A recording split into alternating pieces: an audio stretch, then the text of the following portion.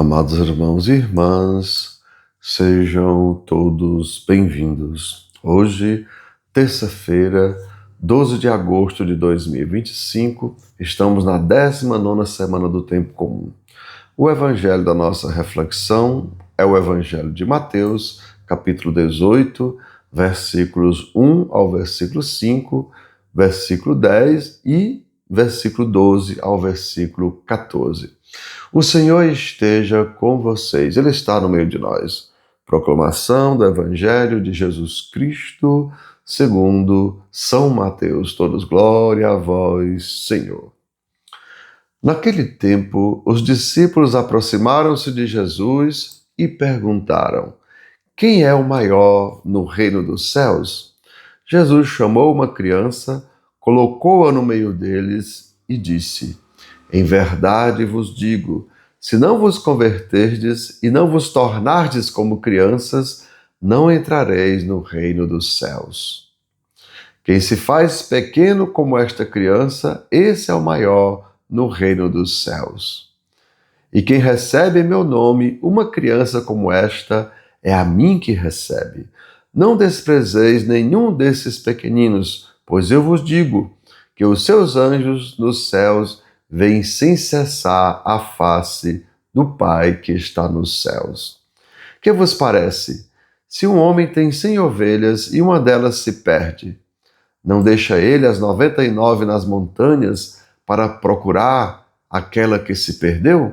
Em verdade vos digo, se ele a encontrar, ficará mais feliz com ela do que com as 99 que não se perderam. Do mesmo modo, o meu Pai que está nos céus não deseja que se perca nenhum desses pequeninos. Amados irmãos e irmãs, são palavras da nossa salvação. Todos, glória a vós, Senhor. E assim, amados irmãos, Deus nos convida a confiar nele. Lembra aquela frase que a gente diz, conhecer para confiar, confiar para amar, porque só amamos em quem confiamos e só confiamos em quem conhecemos. Então, a gente vai precisar passar por todo um processo de conhecer, confiar e amar.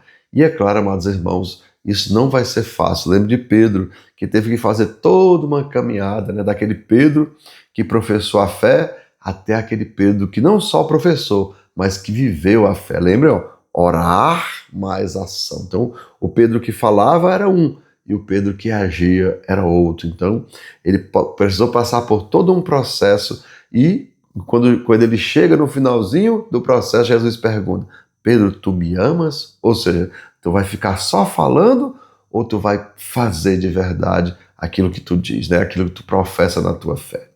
E assim, amados irmãos, percebamos, Deus quer ser provado, mas Deus não quer ser tentado. E lembre, quando eu provo Deus, que Deus me conhece. E eu conheço Deus, ou seja, é quando Deus me coloca à prova, Ele está constantemente me colocando à prova. E é claro, é na aprovação que Deus vê o que eu tenho no coração e eu também posso ver, posso conhecer o que tem no coração do Pai. E, amados irmãos, sem sombra de dúvida, o que Deus quer é o melhor. É o melhor para mim, é o melhor também para você. E é claro, amados irmãos, muitas vezes a gente não quer o que Deus quer, mas a gente precisa querer o que Deus quer. Lembra aquela frase que a gente repete? Eu preciso querer o que Deus quer, para poder o que Deus pode e fazer o que Deus faz. Mas, muitas vezes, amados irmãos, o nosso querer é distinto do querer de Deus. Vejam, a gente quer vencer uns aos outros, mas Deus quer que nós vençamos a nós mesmos e assim nos tornemos invencíveis. Enquanto a gente procura, amados irmãos, ter tesouro na terra, Deus quer nos fazer gloriosos no céu. Lembrem, Ele diz: juntai tesouros no céu. E assim, amados irmãos, enquanto buscamos também as ilusões do mundo transitório, Ele quer nos fazer experimentar a verdade libertadora da eternidade. Lembra que Ele diz: conhecei a verdade e a verdade vos libertará. E é claro, amados irmãos, Deus não quer uma fé cega, mas uma fé baseada no seu caráter, ou seja, no caráter amoroso, justo e misericordioso de Deus. Por isso, eu preciso conhecer para nele confiar. Eu preciso confiar nele para poder amar. Lembra que eu falei de Pedro? Ó? Ele precisou conhecer Jesus para aprender a confiar em Jesus.